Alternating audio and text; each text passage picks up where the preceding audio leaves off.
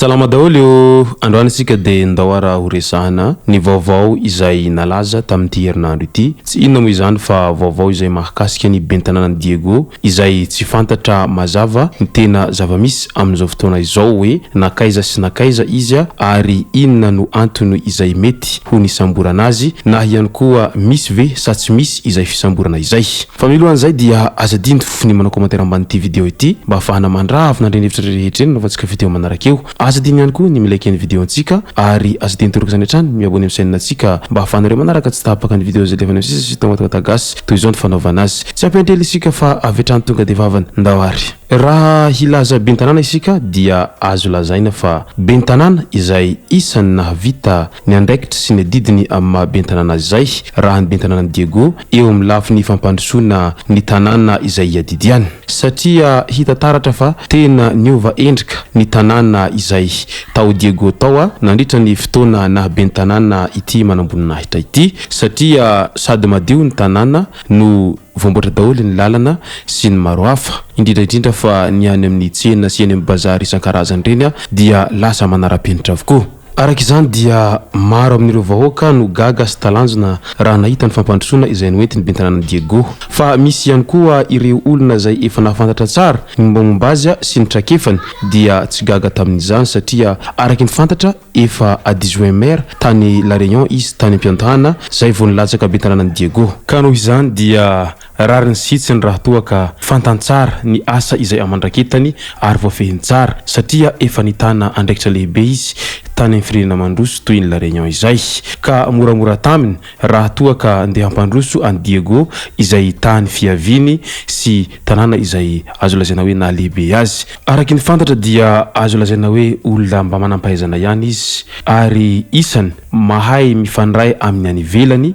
izany hoe olona tena azo lazaina hoe matianina amin'ny resaka relation internationale raha ny lehilahy. Olona izay tena manana fijery mahitsy ary azo lazaina fa tena tsy miambamba mihitsy izy rehefa maneho ny heviny indrindra fa amin'ny fanoherana ireo izay tsy rariny sy izay eritreretina hoe tsy manara-dalàna satria olona tena azo lazaina manara-dalàna izy ary olona tia fiarahamonina ary sarotiny izy amin'ny tanàna izay fiaviny izany hoe Diego Sierez izany. Eo amin'ny asa mahabentanana azy dia azo lazaina hoe mahasarotiny azy ary tsy manaiky lembenana izy na iza no ndehibeko azy amin'ny asa mahabentanana azy zay fa rehefa tsy mifanaraka amin'ny lalàna dia tsy mety aminy. Profiny zany ny zava-misy izay nitranga tamin'ny Valmarsa iny izany hoe niezaka ny hamory vahoaka amin'ny toerana izay tsy nahazoana alalana ny olo manamboninahitra iray tany an-toerana itany satria mihevitra ilay manamboninahitra fa rehefa izy no manamboninahitra ambony ka afaka manao izay tiany atao satria azy ny fahefana izy ihany koa olona ambony. Ka namaliny zany ilay bentanana nilaza hoe tsy misy manaiky an'izany eo fa raha ohatra ka mbananao fangatahana anao taty aminay bentanana amin'ny maha bentanana izahay dia nanaiky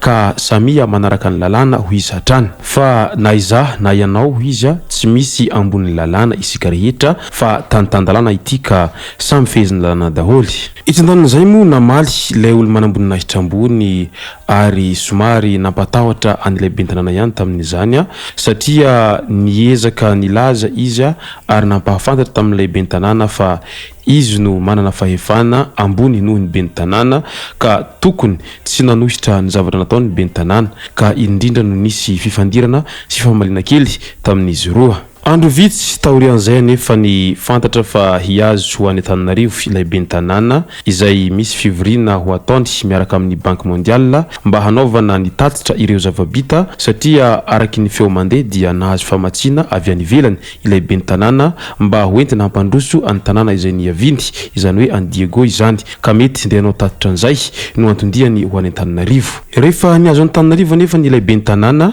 nisy nilaza fa nisy mpitandro filaminana izay nisambotra azy tao anelanelany mevatanana tao ka mandraky teny androany tsy fantatra ny tena zava-misy marina. Nanomboka teo dia maro ny feo mandeha sy maro ihany koa ny feo izay miely ary samy milaza ny heviny avokoa ireo rehetra izay mpanara-baovao sy ny olom-pirenena malagasy. Misy ny milaza toy izao manaraka izao satria fantatra izy ireo fa rehefa nahavita nampandroso an-tanàna izay nediny ny bentanana dia misy siosion-dresaka mandeha fa mety hirotsaka ho fidina ho solombavam sombavambahoaka ilay bentanana ka mety ho misy ambadika an'izay no nahatonga an'izao olana izay mianjady amin'izao na ihany koa ilay raharaha izay nisy ny famalina taminy sy tamin'ny ilay olona manambonina hitra iray mety ho zay ihany koa no antony ray hafa ho ihatrany ireo mpanara-baovao nefa hatreto dia tsy fantatra mazava inona ny tena antony izay fisamborana na koa fanakanandalana an'izay bentanana izay fa raha ny voalaza tao an-gazety dia toy izao manaraka izao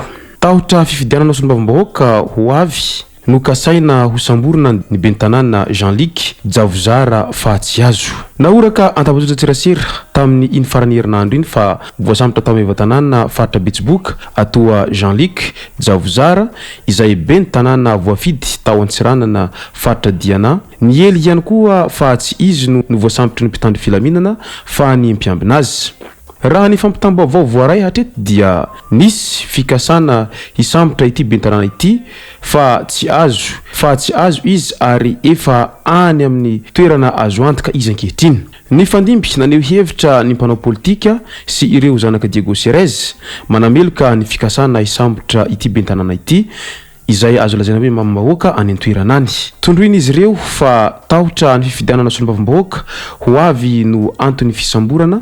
mba tsy ahafahany mirotsaka ho fidiana ary ny mpitondra sy ny mpanao politika namany ary ihany koa sombavambahoaka amperinasa no ahiahiny ireo olona no ambadika izany rehetra izany raha tsy hivina tantara dia efa nisy disadisa teo amin'ny bentanana sy ny vipanina Antsiranana ka nisy mihitsy ny fisokirana orin'ny polisy munisipaly tamin'izany fotoana izany vao tsy ela ihany koa tamin'ity volana martsa ity dia nisy ihany koa ny disadisa nisy ny gouvernoran'ny faritra Diana ka nisy vavatsy ambina tamin'izany izay amin'ny fandrahonana ho fisamborana an'ity bentanana ity nataon'ireo ekipan'ny gouvernoura miha manakaiky raha teo ny fifidianana miha mafy ny ady eo amin'ny sampanao politika izay tsy mitovy firehana ary tsy misy fampitititsy izany raha araky ny vaovao azo avy any an-toerana ka arahantsika eto ny toy ny tantara ity ka noho izany taoriany ilay vaovaony ely fa voasambotra ary nahoraka ny mihitsy izany izay fisamborana any bentanana Diego Serez zay izay tao amin'ny tanàna izay